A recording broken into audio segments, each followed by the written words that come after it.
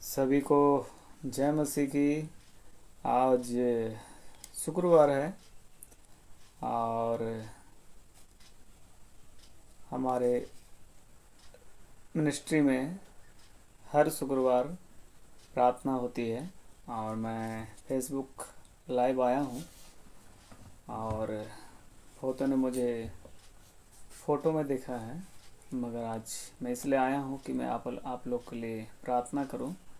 और हमारे फेसबुक में 5000 फॉलोअर हैं, इसलिए यदि आप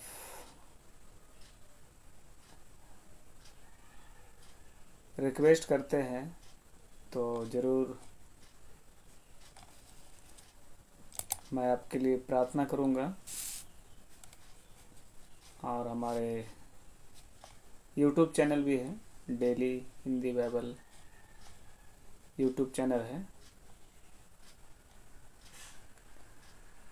तो आप डेली हिंदी यूट्यूब चैनल में मैं भी आप आकर वहाँ भी आप हमारे चैनल में भेज सकते हैं मैसेज। और यदि आपको हमारा नंबर चाहिए तो हमारा नंबर है 8210331697। तो केवल आप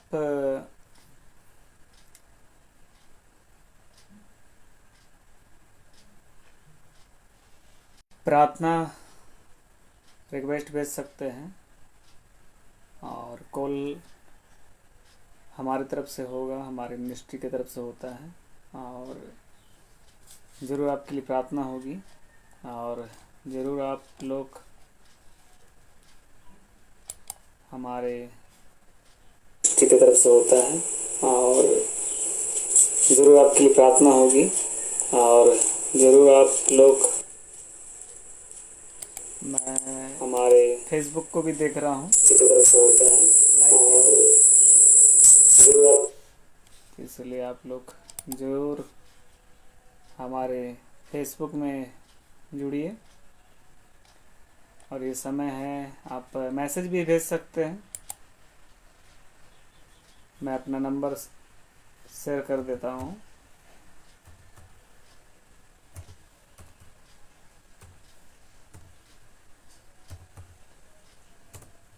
इस नंबर पर आप मैसेज कर सकते हैं।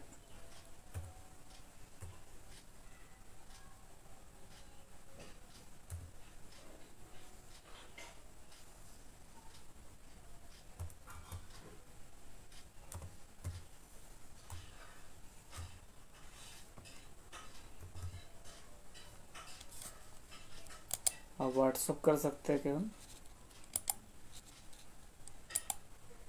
WhatsApp message.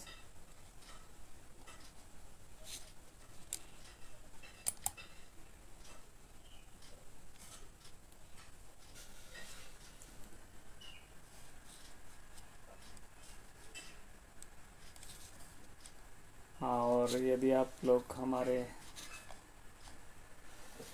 फेसबुक में जुड़े हैं तो आइए हम लोग परमेश्वर के वचन से कुछ बातों को हम लोग जानेंगे।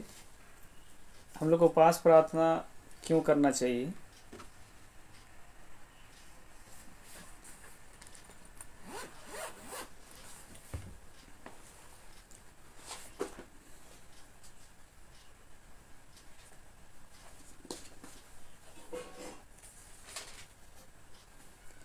हम लोग निकालेंगे मत्ती रचित सुसमाचार,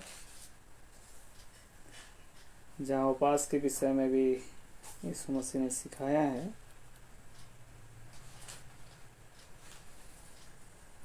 कि हमें कपटियों के समान उपवास प्रार्थना नहीं करना है। आप मत्ती 6 अध्याय 16 पद से 18 पद में अगर देखेंगे तो यह ऐसा कहता है। आइए हम लोग, मैं पढ़ने जा रहा हूँ, आप अपने बाइबल में देख सकते हैं, पेज नंबर 8-9, नया नियम मत्ती रचित सुसमाचार उसका 6 अध्याय 16 पद से 18 पद। यहाँ ऐसा कहता है, यह लिखा है कि जब तुम उपवास करो तो कपटियों के समान तुम्हारे मुंह पर उदासी ना छाए, क्योंकि वे अपना मुंह बनाए रहते हैं ताकि लोग उसे उपासी जाने। मैं तुमसे सच सच कहता हूँ कि वे अपना प्रतिफल पा चुके हैं। परंतु जब उपवास करे तो अपने सिर पर तेल मल और मुंह धो, ताकि लोग नहीं परंतु तेरा पिता जो गुप्त में है उसे उपासी जाने। इस दशा में तेरा पिता जो गुप्त में देखता है तुझे प्रतिफल देगा। तो इसलिए आज बहुत सारे इस संसार में लोग उपवास कर रहे हैं, मगर परमेश्वर का वचन कहता है उपवास का मतलब है कि आप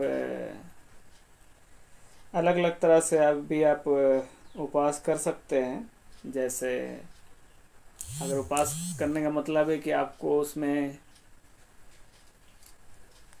ना कुछ खाने पड़ेगा ना कुछ पीने पड़ेगा, क्योंकि अगर शरीर में अगर आप कुछ ऐसा चीज़ खाते हैं तो उसको उपवास नहीं कहते हैं। उपवास का मतलब है कि कुछ चीज़ों को त्यागना, माने शरीर और उन चीज़ों से हम अपने आप को अलग रखना। बहुत सारे संसार में ऐसे लोग उपवास करते हैं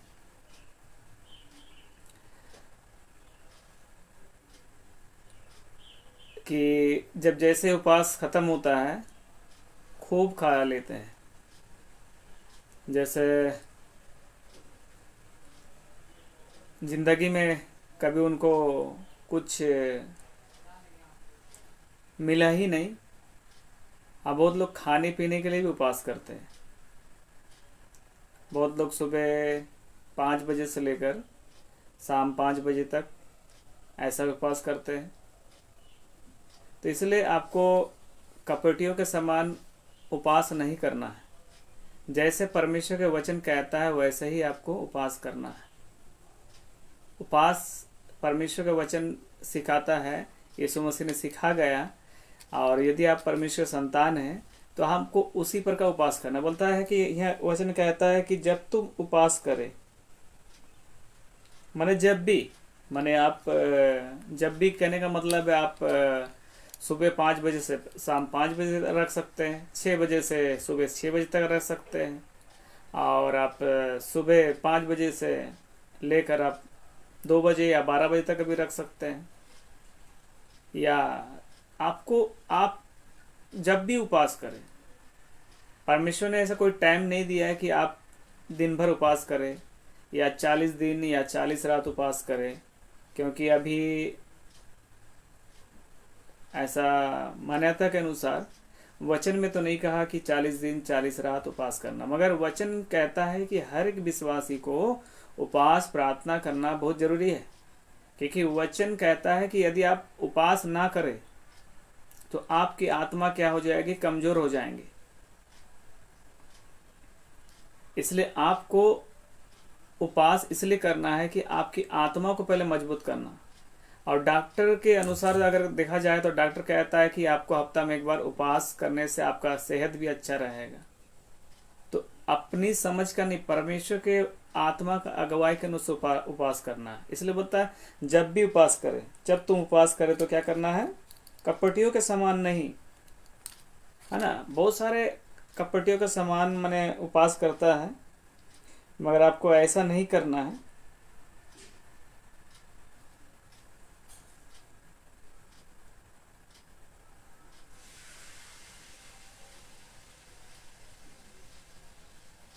आइए हम लोग कुछ वचनों को देख लेंगे। यशायाह 58 अध्याय पुराना नियम,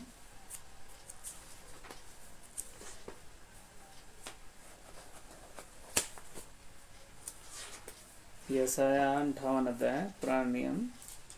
बाइबल में 2 ही पुस्तक है, पुराना नियम और नया नियम। 58 अध्याय उसका 1 पद से लेकर आप 7 पद तक आप देख सकते हैं।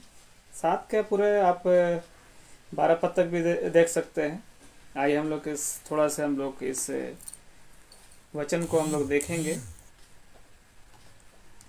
यहाँ ऐसा कहता है, और यहाँ हेडिंग भी दिया है, उचित उपवास। माने आपको सही तरह से उपवास आपको कैसा करना है, उचित उपवास। पेज नंबर 878, 878 पेज नंबर है हमारे बाइबल में। यदि आपके पास बाइबल है तो आप खोल के आप देख सकते हैं, क्योंकि आपको बाइबल खोल के देखना ज़रूरी है कि मैं वैसे ही पढ़ रहा हूँ या वैसा ही लिखा है कि नहीं। तो आइए इस वचन को हम लोग पढ़ेंगे। यह कहता है कि गला खोलकर पुकार, कुछ ना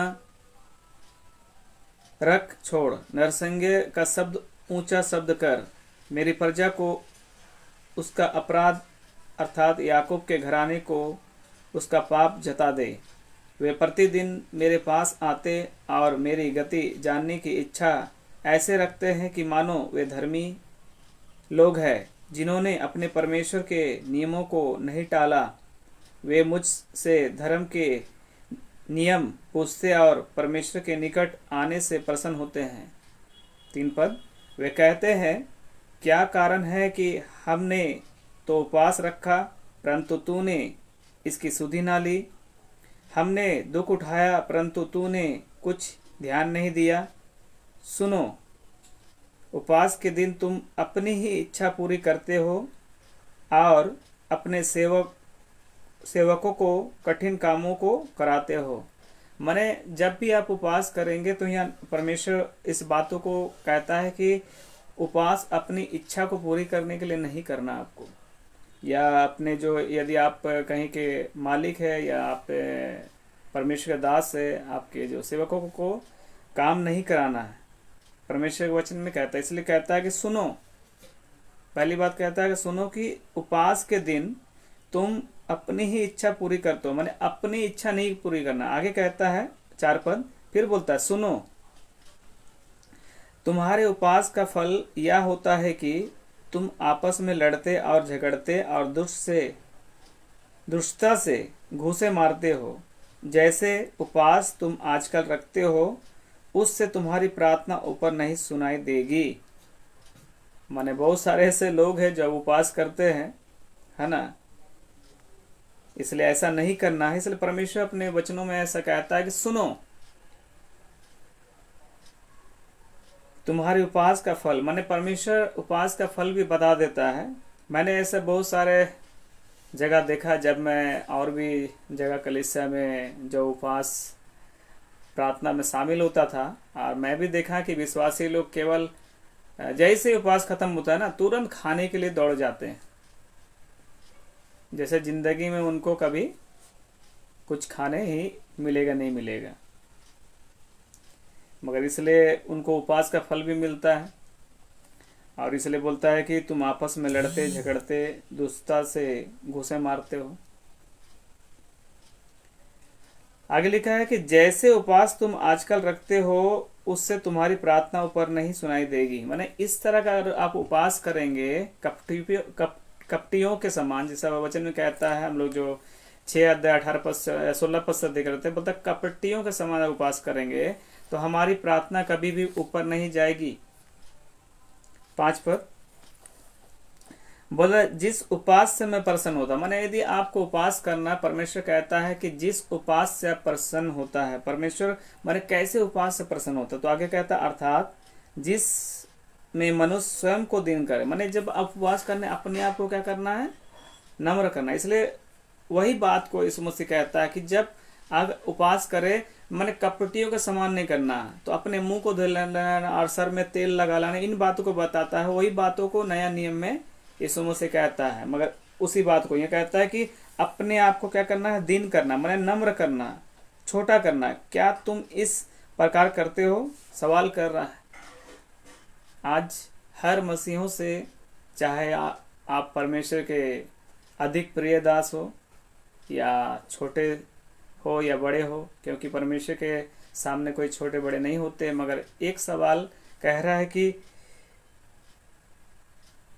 क्या तुम इस प्रकार करते हो। आगे कहता है कि क्या सिर को झाव के समान झुकाना अपने नीचे टाट बिछाना या राख फैलाना ही तुम उपवास और यहोवा को प्रसन्न करने का दिन कहते हो। बहुत लोग ऐसा उपवास करते थे, है ना।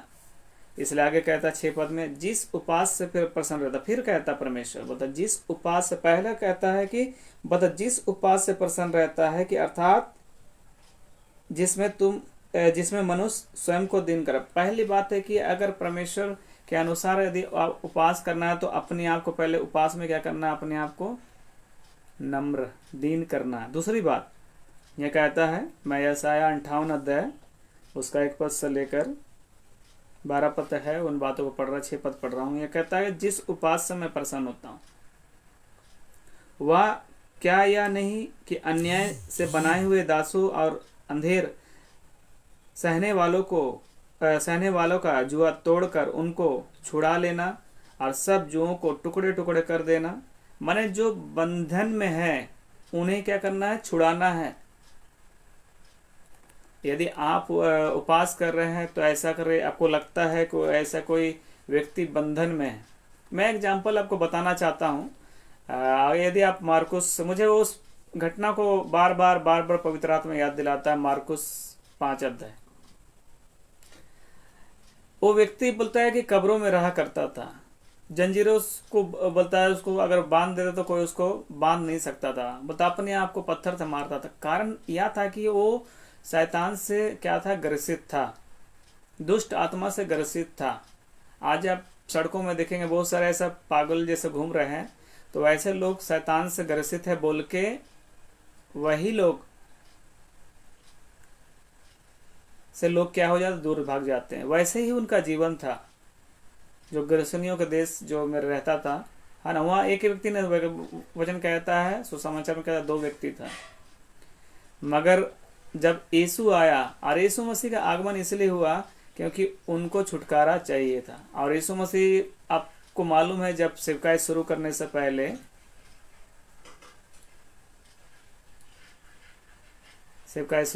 पहले 40 दिन 40 रात उपवास प्रार्थना किए। क्या जरूरत था यीशु मसीह को 40 दिन 40 रात प्रार्थना करने जरूरत था? क्योंकि वे स्वयं परमेश्वर है।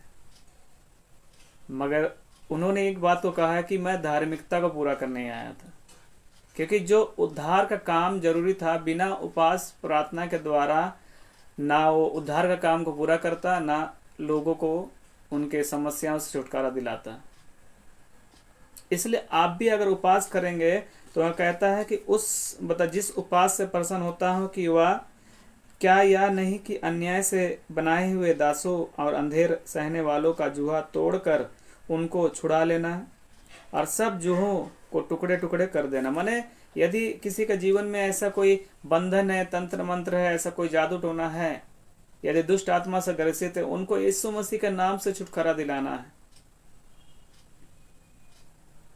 यीशु मसीह के नाम से। तो आगे यहाँ कहता 7 पद में, क्या वह या नहीं कि अपनी रोटी भूखों को बांट देना, अनाथ और मारे मारे फिरते हुए को अपने घर ले आना, किसी नंगा को देखकर वस्त्र पहनाना और अपने जाति भाइयों को अपने को ना छिपाना। हाँ, माने अगर आप उपवास करते हैं तो ऐसे लोगों को क्या करना है, मदद करना है। वचन कहता, आगे कहता है कि तब तेरा प्रकाश पौ फटने के समान चमकेगा। आज ऐसा उपवासी नहीं मिलेगा। इसलिए कहता है कि और तू शीघ्र चंगा हो जाएगा, तेरा धर्म तेरे आगे आगे चलेगा, यहोवा का तेज तेरे पीछे पीछे रक्षा करते चलेगा। तब तू पुकारेगा और यहोवा उत्तर देगा, तू दुहाई देगा, वह कहेगा मैं यहाँ हूँ। यदि तू अंधेर करना या उंगली उठाना या दुष्ट बातें बोलना छोड़ दे, तो उदारता से भूखों की सहायता करे और दीन दुखियों का संतुष्ट करे, तब अंधियारे में तेरा प्रकाश चमकेगा और तेरा घोर अंधकार दोपहर तक उजाला हो जाएगा। 11 पद, यहोवा तुझे लगातार लिए चलेगा और अकाल के समय तुझे तृप्त और तेरी हड्डियों को हरी भरी करेगा और तू सींची हुई बारी और ऐसे सोते के समान होगा जिसका जल कभी नहीं सूखेगा। तेरे वंश के लोग बहुत काल तक उजड़े हुए स्थानों को फिर बसाएंगे, तो पीढ़ी पीढ़ी की पड़ी हुई नींव पर घर उठाएगा। तेरा नाम टूटे हुए बाड़े का सुधारक और पंथों का ठीक करने वाला होगा। और इसलिए आपको उपवास सही तरह से क्या करना है, आपको करना है। और मैंने कहा कि जब मैं उपवास प्रार्थना के लिए आज बैठा हूँ, ज़रूर आप अपनी प्रार्थना को शेयर करिए। चैनल को हम लोग तो सब्सक्राइब करते हैं, मगर मैं इसलिए यहाँ उपवास प्रार्थना के लिए बैठा हूँ कि आपको अगर प्रार्थना की आवश्यकता है तो मैं आपको ज़रूर आपके लिए प्रार्थना करूँगा, है ना।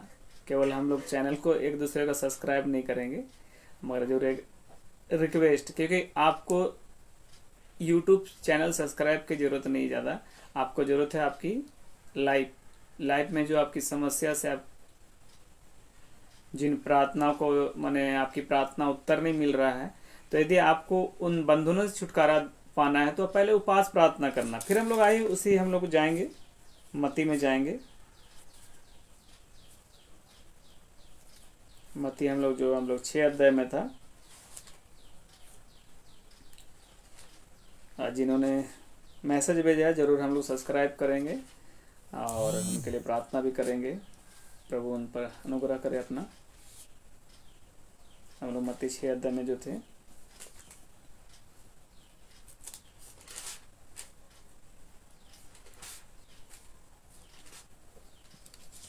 इसलिए मैं फिर से पढ़ रहा हूँ 6:16 से। बोलता जब तुम उपवास करो तो बोलता कपटियों के समान नहीं करना है। तुम्हारे मुंह में उदासी ना छाए रहे, क्योंकि वो अपना मुंह बनाए रहते हैं ताकि लोग उपासी जाए। मैंने ऐसा दिखावटी आपको उपासी नहीं करना है।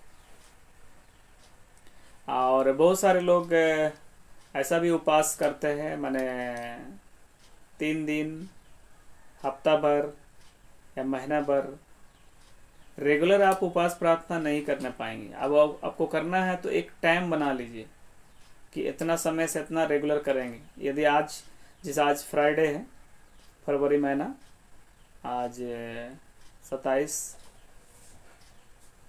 फरवरी 2026 चल रहा है। तो यदि आज आप अपने रूटीन में लिख लेंगे कि आप आज शुक्रवार जो है, या हर शुक्रवार को भी कर सकते हैं या डेली भी कर सकते हैं, सुबह 5 बजे से लेकर आप 12 बजे या 12 बजे के बाद, या सुबह शाम को 5 बजे तक, ऐसा अगर आप करना चाहेंगे तो अगर उपवास करने से पहले आपको माने आपके शरीर में शक्ति रहना चाहिए। और आपके अगर शरीर में अगर शक्ति नहीं होगा ना, तो फिर उपवास करके आपको कुछ फ़ायदा नहीं है, क्योंकि उपवास करने से आपको कमजोरी आएगी। कमजोरी आएगा तो बुरे ख्याल सताएंगे। इसलिए आपको दिखावटी उपवास नहीं करना। माने आपको परमेश्वर जैसे पवित्र आत्मा का तो अगुवाई करो वैसे करना है, जानबूझ के उपवास नहीं करना है। पहले आपको शरीर क्या करना है, अच्छे से हुष्ट पुष्ट बना लेना है। हुष्ट पुष्ट बनाने का मतलब है कि आपको मोटा नहीं हो जाना है ना, या आपको जिम नहीं जाना है। आपको सब तरफ से पहले कि आपको शरीर नहीं, आत्मिक रूप से भी मजबूत होना है। आपको एक उपासी को परमेश्वर के वचन अच्छा जानने वाला होना चाहिए, व्यवस्था को अच्छा जानने वाला होना चाहिए। यीशु मसीह इसलिए उपवास किया क्योंकि वो व्यवस्था को अच्छी तरह जानता था। आज तो हमारे समय में 66 पुस्तक को जानना है, मगर यहूदियों लोग का केवल 5 पुस्तक को जानते थे, क्योंकि उस समय 5 पुस्तक था। क्योंकि हमारे समय जो आज मैं बाइबल पकड़ा हूँ, इस बाइबल को आने में 16 लग गया, 1600 साल। मगर उस समय बोलता है कि केवल 5 पुस्तक, उत्पत्ति, निर्गमन, लेवी व्यवस्था, गिनती, व्यवस्था, विवरण, 5 पुस्तक को कंठस्थ से वही लोग क्या करते थे, याद करते थे। मगर आज 66 पुस्तक है। माने एक संग्रह, माने पूरा 66 पुस्तक का एक बुक स्टोर जो मैं पकड़ा हूँ। और ऐसा आप कोई ऐसा बुक स्टोर में भी 66 पुस्तक, स्कूल में भी मैं या कॉलेज में 66 पुस्तक नहीं पढ़ा। परमेश्वर के कॉलेज में परमेश्वर की उपस्थिति में आप 66 पुस्तक को पढ़ सकते हैं। इसमें आपको इतिहास में मिलेगा, लाइफ इतिहास, है ना। कोई माने, क्योंकि परमेश्वर का वचन जीवित है, प्रबल है। इसलिए आप जब आप उपवास करेंगे तो पहले आपको आत्मिक रूप से आपको प्रार्थना जीवन में आपको मजबूत होना है। अगर आपको उपवास करना है तो अगर प्रार्थना करना तो उपवास के साथ प्रार्थना कर सकते हैं। माने अपनी इच्छा को पूरी करने के लिए नहीं। आइए जैसा याकूब भी कहता है, हम याकूब के पुस्तक को निकालेंगे। जब हम लोग उपवास करके कुछ मांगते हैं तो यहाँ याकूब इस प्रकार कहता है। याकूब के पुस्तक, इब्रानियों के पुस्तक के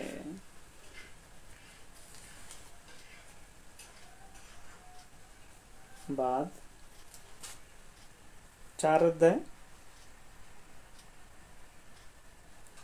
यदि आप 3 पदों का आप देखेंगे,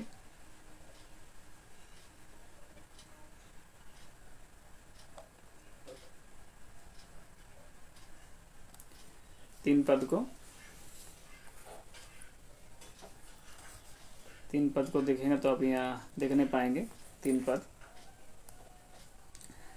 पेज नंबर 320, 321, याकूब 4 अध्याय 3 पद से मैं पढ़ रहा हूँ। बोलता, तुम मांगते हो आप पाते नहीं, इसलिए कि बुरी इच्छा से मांगते हो ताकि अपने भोग विलास में उड़ा दो। जो हम लोग ऐसा 58 अध्याय में देख रहे थे, है ना। वही बात को फिर यहाँ कहता है परमेश्वर अपने वचन में, मांगते हो पाते नहीं, इसलिए बुरी इच्छा से मांगते हो ताकि अपने भोग विलास में उड़ा दो। यदि आप उपवास प्रार्थना करेंगे तो आपको ऐसा अपनी इच्छा को पूरी करने के लिए नहीं करना है। उपवास प्रार्थना अगर यीशु मसीह अपनी इच्छा को पूरी करने के लिए करता तो यीशु मसीह इस संसार में नहीं आता। वो परमेश्वर का एक प्रिय पुत्र, परमेश्वर के जो योजना था, जो जगत का मेमना, जो हमारे पापों को उठा कर ले गया, वो परमेश्वर की योजना के अनुसार इस संसार में आया था। यदि आप भी अगर उपवास प्रार्थना करेंगे और उस उपवास प्रार्थना में आपको कुछ भी मांगना है, उसमें परमेश्वर की इच्छा होना चाहिए। यदि परमेश्वर की इच्छा ना हो तो आपको मांगने से भी नहीं मिलेगा, आप कुछ भी कर ले। आप याकूब के समान, जो आपका पुराने नियम में आप देखते हैं, याकूब जो रात भर आशीष के लिए लड़ता रहा, मगर वो रात भर लड़ा, हो सकता है उपवास प्रार्थना कर रहा हो। परमेश्वर का योजना उनके जीवन में था। जब तक आप परमेश्वर का योजना या उस प्रार्थना को परमेश्वर की इच्छा ना हो, अब मांगने के बाद भी आपकी प्रार्थना सुनी नहीं जाएगा। भूखे रह के या अपने आप को दुख दे के ऐसा उपवास प्रार्थना आपको नहीं करना है। इसलिए वचन कहता है, जब तुम मांगते हो, मैंने यहाँ बोलता है कि तुम मांगते हो, मैंने आप मांगते हैं, मैंने बिना उपवास करके भी मांगते हैं, मैंने आप बिना उपवास करके मांगते हैं। मैं बोलो ऐसा मांगते हैं, इसलिए मांगते हैं, बोलते पाते नहीं, मैंने मांग रहा मगर पा नहीं रहा, मैंने इसलिए आपको नहीं मिल रहा। हो सकता परमेश्वर की इच्छा नहीं है। अगर परमेश्वर की इच्छा अगर होगा ना तो परमेश्वर जरूर देगा। और यहाँ कहता, आगे कहता है, बोलता है कि तुम पाते नहीं, है ना, बोलता है कि तुम बुरी इच्छा से मांगते हो। क्योंकि वचन में कहता है कि मन में जो भी मनुष्य के मन में उत्पन्न होता है बुराई होता है। यदि आप उद्धार भी पा लेंगे ना, बुरी इच्छा या पुराना मनुष्य तो आपको पीछे जब तक नहीं छोड़ेगा, जब तक आपका जीवन में प्रार्थना जीवन, वचन पढ़ने का जीवन, गवाही सुनने वाले सुसमाचार देने का जीवन, आराधना जीवन या धन्यवाद जीवन सही परमेश्वर की इच्छा के अनुसार ना हो। तो आज आप जो उपवास प्रार्थना आप कर रहे हैं या करने बैठे थे या कर लिए या करेंगे या रात्रि का भी, तो आपको दिखावटी नहीं करना। और दिखावटी जब करेंगे उसमें आपको माने अपने इच्छा के अनुसार नहीं मांगना है कि प्रभु हमको ये चीज़ चाहिए, ये चीज़ चाहिए, ये चीज़ चाहिए, मगर उसको कहना है मेरी नहीं तेरी इच्छा। मैं फिर एक घटना को आपको बताना चाहता हूँ। अब यूहन्ना अगर 4 अध्याय में देखते हैं कि यीशु मसीह एक सुनसान जगह में कुआं के के किनारे कुआं में साइड में बैठ के एक स्त्री से बात कर रहा था, और उसके चेले अचानक आए। कहता है कि गुरु कुछ खा ले। तो यीशु मसीह कहता है कि मेरा भोजन मेरे भेजने वालों की इच्छा को पूरा करना। यदि आप परमेश्वर के संतान हैं तो आप परमेश्वर की बातों का अनुसरण करेंगे। आप मांगिए, आपको मना नहीं। परमेश्वर अपने संतान की हर घटी कमी पूरा करता है, क्योंकि परमेश्वर का वचन कहता है कि जवान सिंह तो क्या रहेंगे, भूखे रहेंगे, मगर उसके खोजियों को किसी भली बात की घटी कमी नहीं होगी। कब नहीं होगी? जब परमेश्वर की इच्छा के अनुसार आप मांगेंगे। अगर आप परमेश्वर की इच्छा के अनुसार नहीं मांगेंगे ना, तो आपकी घटी कमी पूरा नहीं होगी। आप मांगते रह जाएंगे, मांगते रह जाएंगे, मगर मिलेगा नहीं। मगर आपको मांगना क्या है? विश्वास। जो चीज मांग लिया है, विश्वास करो, परमेश्वर ने हमें क्या कर दिया है? दे दिया है। मार्कुस 11 अध्याय में जैसे कहता है, हाँ आरामीन में अब जो कह दिया वो पूरा हो गया। अगर नहीं हो रहा तो फिर उपवास करिए, परमेश्वर की इच्छा को मांगिए, परमेश्वर के सामने दीन होकर मांगिए, मगर अपने इच्छाओं को पूरा करने के लिए मत मांगिए। आज संसार में बहुत लोग अपनी इच्छाओं के लिए उपवास प्रार्थना करते हैं। अगर आप अपनी इच्छाओं के लिए उपवास प्रार्थना करें तो परमेश्वर आपकी इच्छा को कभी पूरा नहीं करेगा। यदि आप आत्मिक जन है तो आत्मा के अनुसार चलना है, शरीर के क्रियाओं को मारना है। रोमियो का अगर 8 अध्याय उसका कुछ पदों को पढ़ेंगे, रोमियो 8 अध्याय कुछ पदों को पढ़ेंगे, बोलता है कि शरीर के अनुसार जीवन बिताओगे तो तुम मरोगे।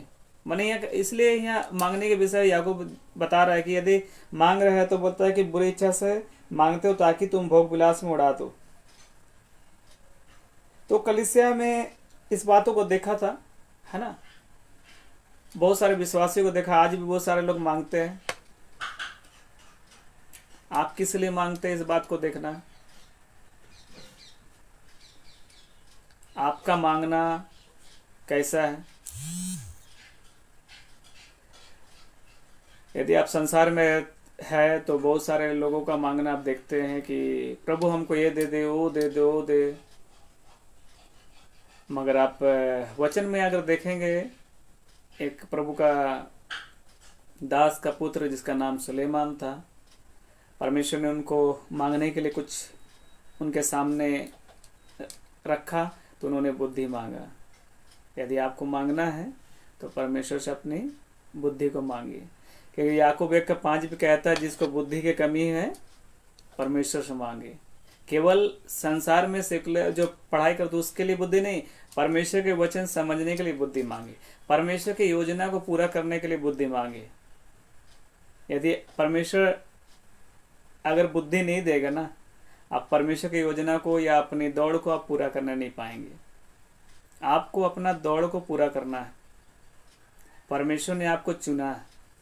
IPC 1:4 पद में कहता है कि बोलता है कि इस पृथ्वी को बनाने से भी पहले में बोलता है, जगत को उत्पत्ति से मैंने इस पृथ्वी को बनाने से पहले से ही परमेश्वर ने आपको चुना है। यदि आपको नहीं चुनते तो आप परमेश्वर के वचन नहीं पढ़ते, अगर नहीं चुनते तो आप परमेश्वर के वचन को पर नहीं चलते। परमेश्वर ने आपको क्या है? चुना है। बोलिए, परमेश्वर ने मुझे चुना है, परमेश्वर ने मुझे इस योग बनाया है। इसलिए आप जब उपवास करेंगे तो कपटियों के समान नहीं, यदि आप मांगेंगे तो कपटियों के समान नहीं। प्रभु हमको ये चीज चाहिए चाहिए चाहिए, और छोटे बच्चे जैसा नाक नहीं रगड़ना। आपको जिद्दी माने आपको माने ऐसा जिद्दी नहीं करना। मैं एक एग्जाम्पल और भी कुछ एग्जाम्पल को देना चाहता हूँ। आप सैमुअल की माँ को जानते जिसका नाम हन्ना था, और उनके जीवन में भी समस्या थी। आज बहुत सारे ऐसा परिवार पति पत्नी के जीवन में समस्या है, मगर वे लोग वेटिंग करते हैं मगर प्रभु के सामने नहीं आते हैं, है ना। वेट करते हैं, मगर हन्ना आई और जाके परमेश्वर के सामने जब तक उनको नहीं मिला, है ना। और एक बात को रखा कि अगर देंगे तो उन्होंने कहा कि प्रभु मैं इसको आपके लिए सेवा के लिए दे दूंगा। जैसा इब्राहिम को परमेश्वर ने कहा कि अपना प्रिय चीज को मुझे बलिदान कर दे। आज अपनी प्रिय चीज को लोग बलिदान नहीं कर, मगर उल्टा परमेश्वर से मांगते हैं, है ना। उल्टा परमेश्वर से क्या करते हैं, मांगते हैं। परमेश्वर तो देगा। आइए उस वचन को हम लोग देखेंगे, यूहन्ना 15 अध्याय। देखिए, अगर मांगना है तो इस प्रकार मांगे। देखिए यार, यूहन्ना 15 अध्याय, यदि आप बाइबल खोले हैं, यदि जानते तो अच्छी बात है। यूहन्ना 15 अध्याय, अगर आप यहाँ पढ़ेंगे 5 पद से लेकर पढ़ेंगे 11 पद तक, यहाँ लिखा है, बोलता है, मैं दाखलता हूँ, तुम डालियाँ हो। जो मुझ में बना रहता है और मैं उसमें, वह बहुत फल फलता है, क्योंकि मुझसे अलग होकर तुम कुछ नहीं कर सकते। आज लोग केवल अलग होकर कुछ करना चाहते हैं। आगे कहता है, यदि कोई मुझ में बना ना रहे तो वो डाली के समान फेंक दिया जाएगा और सूख जाता है, और लोग उन्हें बटोर कर आग में झोंक देते हैं और वह जल जाती है। यदि तुम मुझ में बने रहो और मेरा वचन तुम में बना रहे, और जो चाहो मांगो वह तुम्हारे लिए हो जाएगा। मेरे पिता की महिमा इसी में होती है कि तुम बहुत सा फल लाओ, तब तुम मेरे चेले ठहरोगे, है ना। बोलता है कि यदि तुम मुझ बने रहो। आज अब केवल नाम का मसीह नहीं, काम का मसीह होना। आपको दिखावटी नहीं होना कि मैं मसीह हूँ, मैं पास्टर हूँ, है ना। अब लोग मुझे जय मसीह बोले, प्रेज द लॉर्ड बोले, मेरी तारीफ करे, ऐसा नहीं। परमेश्वर आप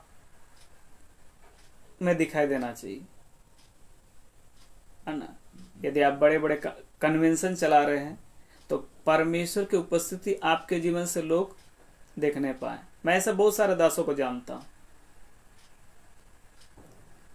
उसमें मैंने नम्रता देखा है।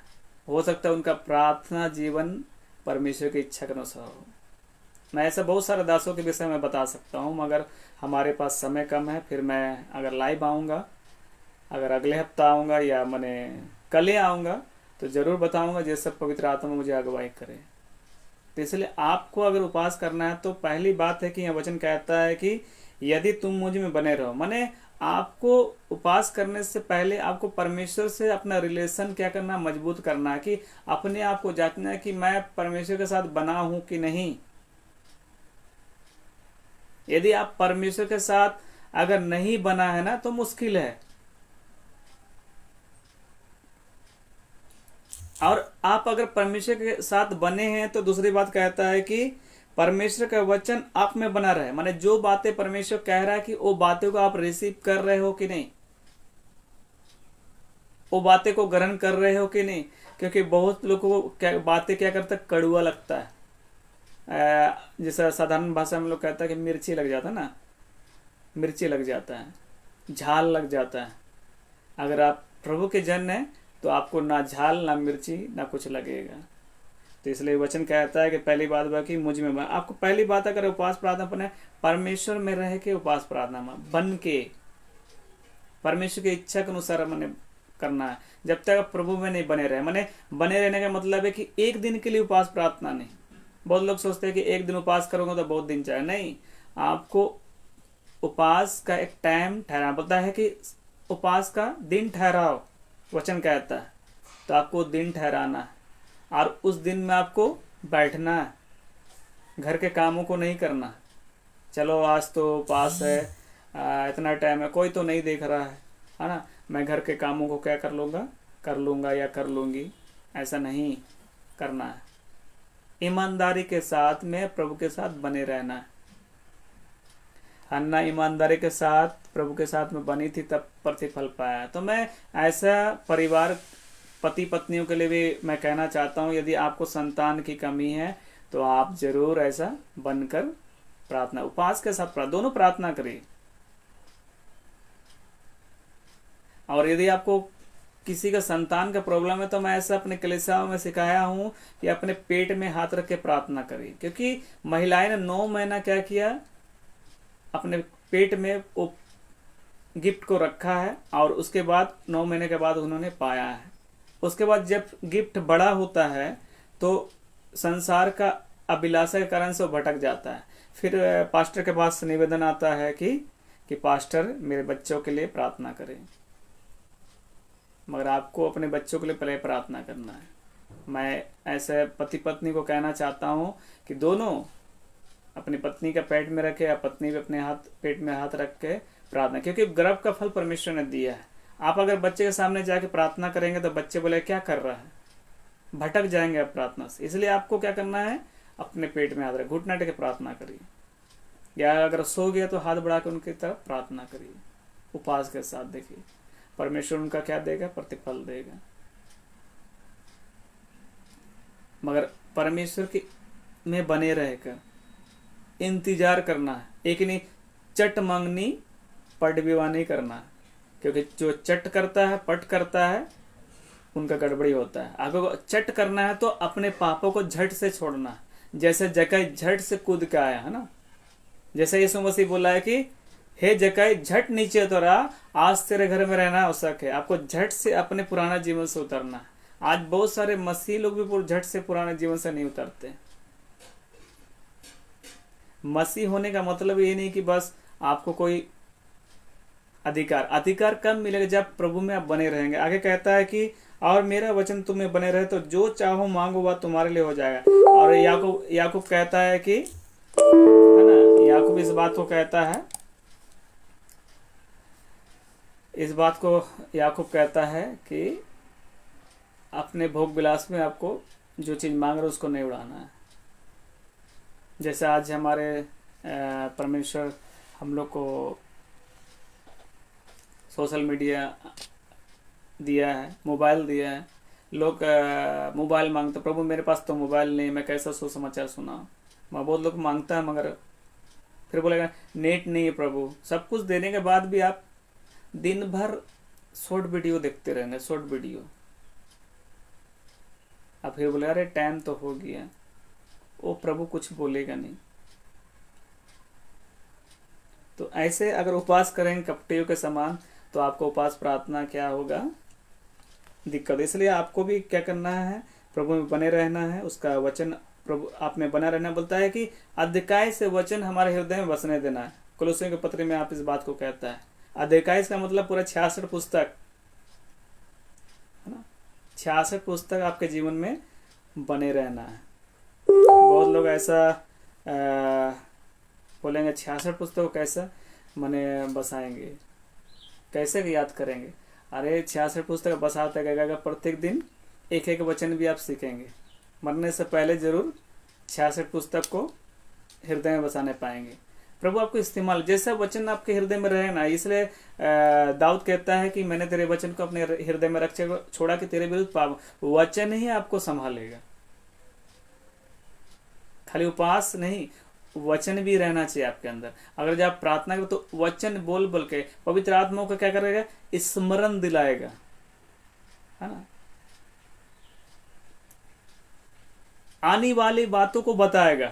क्योंकि यीशु मसीह ने कहा है कि आने वाली बातों को स्मरण दिलाए। कौन सा आने वाली बातों को स्मरण दिलाएगा, क्योंकि यीशु मसीह दोबारा आ रहा है। जैसा आप मत्ती 25 अध्याय में जो 10 कुंवारी के विषय में पढ़ते हैं, है ना, इंतजार कर रहे थे। क्या आपको लगता है कि वो 5 जो मने छूट गई, क्या विश्वासी नहीं थी, या चलो जो चले गए विश्वासी था? सारे के सारे 10 विश्वासी थे।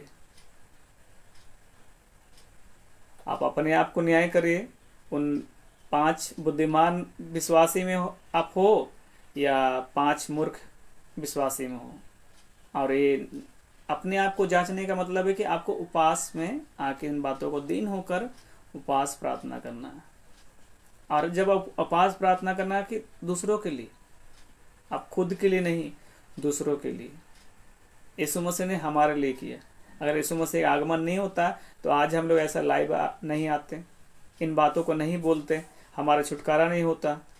इसलिए आपको यीशु मसीह में बने रहने के लिए आपको प्रत्येक दिन उपवास प्रार्थना भी कर सकते हैं, आप हफ्ता में भी कर सकते हैं, या मंथली भी कर सकते हैं। जैसे आपके शरीर में परमेश्वर सामर्थ्य देता है आप कर सकते हैं। यीशु मसीह 40 दिन 40 रात उपवास प्रार्थना करने का मतलब है कि उन्होंने क्या, बचपन से ही उनका खान पान सही होगा। आप परमेश्वर उनको क्या दिया है, एक सामर्थ्य दिया, आपको भी सामर्थ्य देगा। बहुत सारे प्रभु के दास ऐसा 40 दिन 40 रात भी उपवास प्रार्थना करते हैं, है ना। तो आइए फिर से यहाँ कहता है मत्ती हम लोग 6 का 18 पद आगे 17-18 पढ़ेंगे। परंतु जब तू उपवास करे तो अपने सिर पर तेल मल और मुंह धो ले। माने आपको तेल मलना, माने कहने का मतलब है आपको जो आप जैसे साधारण से तेल लगाते हैं, और बोलता है कि मुंह धोने का मतलब है कि साफ सफाई, क्योंकि आप जिस परमेश्वर के सामने बैठने वाले हैं वो परमेश्वर पवित्र पवित्र पवित्र सेनाओं का यह हुआ परमेश्वर है, सृष्टिकर्ता परमेश्वर हमारा है। उस परमेश्वर के सामने बैठ के उन अपनी प्रार्थना का निवेदन रिक्वेस्ट को रखेंगे। पवित्र आत्मा परमेश्वर आपको अगुवाई करेगा उन प्रार्थनाओं को बोलने में। अब मैं बहुत सारे ऐसा अपने कलीसिया को भी सिखाता हूँ कि आप जब आप प्रार्थना करें तो अपने रिक्वेस्ट को आप रख लीजिएगा। मैं अपनी कलीसिया में एक महान आदेश का सहभागी प्रार्थना चलाता हूँ, और हमारे कलीसिया के लिए भी और कलीसिया विश्वासियों के लिए भी, और उसमें बहुत सारे प्रार्थनाओं को लिख लेना है कि कौन सा प्रार्थना करना है। कि यदि आप उन प्रार्थना में हाथ रखेंगे तो हाथ रख के प्रार्थना कर सकते हैं, क्योंकि बहुत सारी प्रार्थना आपको याद नहीं आएगा, इसलिए प्रार्थना का एक लिस्ट बना लीजिए। और लिस्ट बनाने के लिए आप सीरियल नंबर दे दीजिए, और उसके बाद क्या प्रार्थना लिखिए और तारीख लिखिए, और ये प्रार्थना कब कबूल होगा, उन बातों को कब स्वीकार किया जाएगा परमेश्वर के सामने, वो तारीख एक अंदाजे दे दीजिए। और देखिए समय से पहले परमेश्वर आपकी प्रार्थना सुन लेगा विश्वास के साथ, है ना। इसलिए बोलता है कि आपको उस जब प्रार्थना उपवास प्रार्थना करेगा तो आपको साफ सफाई भी होना चाहिए, क्योंकि आपका परमेश्वर क्या है, पवित्र है। बोले मेरा परमेश्वर पवित्र है, इसलिए आपको भी कैसा होना चाहिए जीवन। बोलता है कि जैसा आपका बुलाने वाला पवित्र है तो आपको भी पवित्र जीवन आपको क्या करना है, बिताना है। यदि आप पवित्र जीवन नहीं बिताएंगे तो आप पवित्रता के कारण या अशुद्धता के कारण आपकी प्रार्थना हो सकता है कि स्वीकार नहीं की जाएगी। इसलिए आपको जरूरी है आपका जीवन क्या होना चाहिए, पवित्र। कभी कभी ऐसा होता है कि आप मसीह जीवन बिता रहे हैं, अशुद्ध आत्मा आपको सताता होगा, उस बातों के लिए प्रार्थना करिए। दूसरों के लिए प्रार्थना पहले अपने लिए प्रार्थना करें, अपने जीवन को पहले साफ करिए, है ना। क्योंकि बोलता है कि अशुद्ध बातें भीतर से निकलती है, जो मन को आपकी आत्मा को अशुद्ध कर सकता है, और अशुद्ध व्यक्ति परमेश्वर के राज के वारिस नहीं होंगे। आपने यीशु मसीह ग्रहण किया, इसलिए अशुद्धता में आप जीवन नहीं बिताना है। अशुद्धता के जीवन के विषय में मैं आने वाला समय में जरूर हमारे चैनल में भी मैं शेयर कर दिया हूँ या शेयर करूँगा, जैसा अगुवाई करेगा, या मैं ऐसा जब लाइव आऊँगा फेसबुक में या यूट्यूब में आऊँगा तो जरूर हमारे उस चैनल में जाइए या हमारे इस फेसबुक लाइव में आइए, और ज़रूर आप देख सकते हैं कि अशुद्धता अगर जीवन बिताएंगे तो आप परमेश्वर के राज के वारिस नहीं होंगे। मैं वही मार्कुस 5 अध्याय को फिर से आपको स्मरण दिलाता हूँ। वो व्यक्ति अशुद्ध था, बोलता है जिसमें 6000, एक व्यक्ति के अंदर 6000, है ना। तो दोनों व्यक्ति के अंदर में मोटामोटी कितना होगा, 2 व्यक्ति था और 6000, है ना। दुष्ट आत्मा आज से सर बहुत सारे विश्वासी के अंदर में दुष्ट आत्मा काम है। आप बोलेंगे कि विश्वासी के अंदर दुष्ट आत्मा काम है, हाँ विश्वासी के अंदर भी दुष्ट आत्मा, क्योंकि वचन कहता है यदि आप अपने जीवन को साफ करेंगे ना तो शैतान कोशिश करेगा और साथ को लेकर आपका जीवन को बर्बाद करे। इसलिए आपको उपवास प्रार्थना बहुत जरूरी है। अगर आप उपवास प्रार्थना अगर तेल मल कर या मैंने साफ सुथरा नहीं करेंगे ना, हो सकता है कि आपके उपवास प्रार्थना अगर साफ सुथरा नहीं है तो हो सकता है दुष्ट आत्मा आपके जीवन में प्रवेश करने पाए।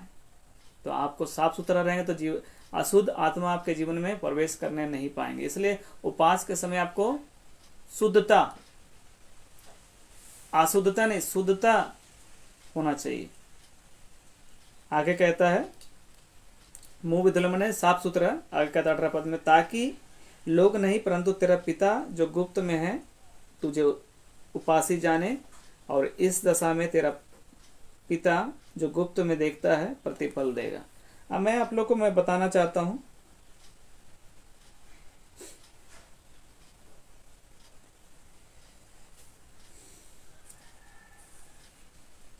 इसका 10 अध्याय में भी अगर आप पढ़ेंगे 10 का 41 और 42 पद में,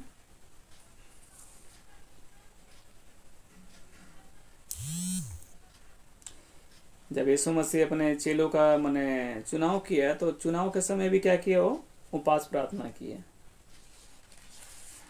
इसलिए आप दिखावटी उपवास ना करें। इसलिए सारे हमारे फेसबुक फैमिली से रिक्वेस्ट है, यदि आप प्रभु के जन हैं या जन होने वाले हैं तो अगर उपवास करते हैं तो दिखावटी ना करिए। इसलिए आप प्रभु में बन के उपवास करें। आइए हम लोग प्रार्थना करेंगे और फिर से यदि प्रभु का अनुग्रह हो तो ज़रूर हम लोग मिलेंगे।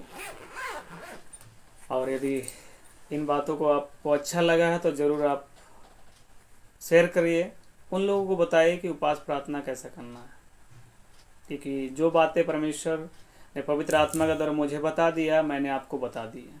तो आइए प्रार्थना करेंगे। और ये आपकी जो भी प्रार्थना है अपने छाती में आप ऐसा हाथ रख सकते हैं और अपनी प्रार्थना को रख के स्मरण करिए कि आपको प्रभु आपकी प्रार्थना को अपनी इच्छा के अनुसार सुन लेगा। तो मैं प्रार्थना करने जा रहा हूँ। पिता परमेश्वर, मैं प्रार्थना करता हूँ प्रभु जी आपके प्रिय जनों के लिए जो अभी लाइव है या प्रभु जी लाइव आने वाले हैं। तो हाथ बढ़ा के प्रभु जी सबों के लिए प्रार्थना करता हूँ प्रभु जी, कि प्रभु जी प्रार्थना करता हूँ प्रभु जी हम सबों की इच्छा नहीं प्रभु जी, आपकी इच्छा जैसे स्वर्ग में पूरी होती है प्रभु जी, आपके संतानों पर हाँ आमीन में प्रभु जी आपकी इच्छा पूरी होने पाए। बहुत सारे ऐसे प्रभु जन हैं कि अपने प्रार्थनाओं को प्रभु बहुत दिन से प्रभु जी मांग रहे हैं। जैसे हन्ना भी बहुत दिन से मांगने के बाद में प्रभु जी अपनी इच्छा को उनके जीवन में प्रकट किया। हाँ प्रभु जी, वो विधवा स्त्री जो प्रभु उनका बेटा जो प्रभु जी मर गया था, आपने उनको उनके हालात से छुटकारा दिया। हाँ प्रभु जी, आपने उस व्यक्ति को जो 38 साल से प्रभु जी जो अपने समस्याओं से प्रभु जी जूझ रहा था और गिरसने देश में बहुत सारे वो दो लोग में से प्रभु जी एक लोग दोनों लोग प्रभु जी छुटकारा पाए प्रभु जी। और इसी प्रकार प्रभु जी हमारे फेसबुक जो लाइव फेसबुक परिवार में जो प्रभु जी जो लाइव देख रहे हैं या प्रभु देखने वाले हैं, उनकी जो भी प्रार्थना प्रभु जी आपकी इच्छा के अनुसार हाँ आरामी में पूरी होने पाए, मैं ऐसा प्रार्थना करता हूँ प्रभु जी। मैं धन्यवाद देता हूँ कि आपके समीप आने का मौका दिया है। और दिन भर में जो प्रभु जी आपके लोग उपास प्रार्थना कर रहे हैं या करने वाले हैं प्रभु जी, आपका अनुग्रह सबके जीवन में होने पाए। हम लोग अपने आप को तैयार कर सके प्रभु जी कि आने वाला दिन में प्रभु जी उपास प्रार्थना करके प्रभु जी आपके राज्य में मैं आने वाली बातों को जान सके और अपने आप को अच्छी तरह तैयार कर सके और जागने वाले विश्वासी होने पाए प्रभु जी। और आपका अनुग्रह आपके प्रेम के लिए मैं धन्यवाद देता हूँ। इस समय आपने दिया है इसलिए धन्यवाद। आदर में हम आपको देते धन्यवाद के साथ प्रार्थना आपके बेटे यीशु मसीह का नाम से मांगता हूँ। और सभी को जय मसीह की। और सचमुच आप हमारे चैनल में आए और हमारे फेसबुक फैमिली के फ्रेंड हैं और यहाँ कुछ लोगों ने प्रेज द लॉर्ड कहा है, मैं भी उनको प्रेज द लॉर्ड कहता हूँ। अब बहुतों ने कहा कि my dear brother my Jesus Christ is bless, मुझे ब्लेस किया, मैं भी उनको ब्लेस करता हूँ। और सचमुच प्रभु आप सबों पर अपना अनुग्रह बना कर रखें। और ऐसे ही यदि आप सोशल मीडिया में हैं तो केवल फिजूल समय ना बिताएं। परमेश्वर ने क्यों इस सोशल मीडिया को आपको दिया है उन बातों का लाभ उठाएं। फिर से सभी को जय मसीह की।